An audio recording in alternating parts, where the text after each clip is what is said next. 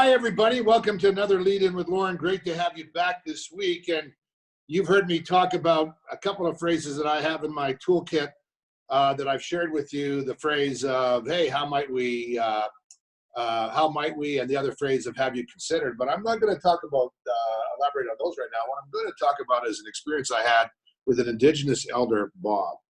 Wow, what a day.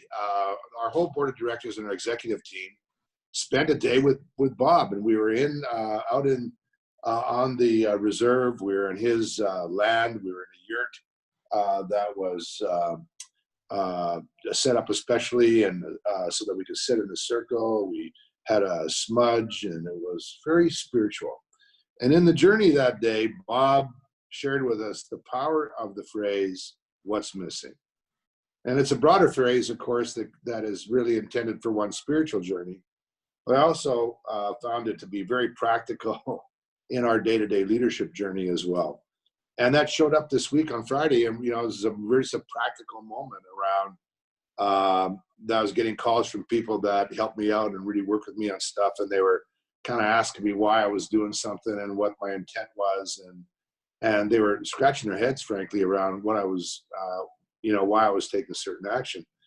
In those cases, oftentimes, we want to move forward, and so we push harder.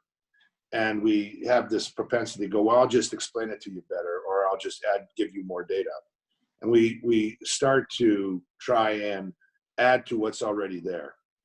The irony is that, and what Bob made me reflect on and taught me, and what I'd like to share with you, is that the most effective way to go forward might be to stop for a moment, and rather than add more to what's there right now, is to ask yourself the powerful question on what's missing. And I did that. And I realized there was some things missing that I needed to bring, not to do more of what I was doing, but to bring some things based on to the conversation and to the picture based on being able to respond to the question, what's missing? So I hope that you might reflect on that and find that useful. Look for those signals, right? Signals maybe that people don't quite get it. There may be more resistance, both overtly or covertly, to what you're trying to do. There may be just a sort of an almost acquiescence or an ambivalence. Oftentimes, it's not pushing harder and getting people more fired up about what you've got. It's asking the question around what's missing and then filling it in and then going forward. Thanks. I hope that gets you thinking. And as always, join us on our socials. Hang out with us. You inspire us.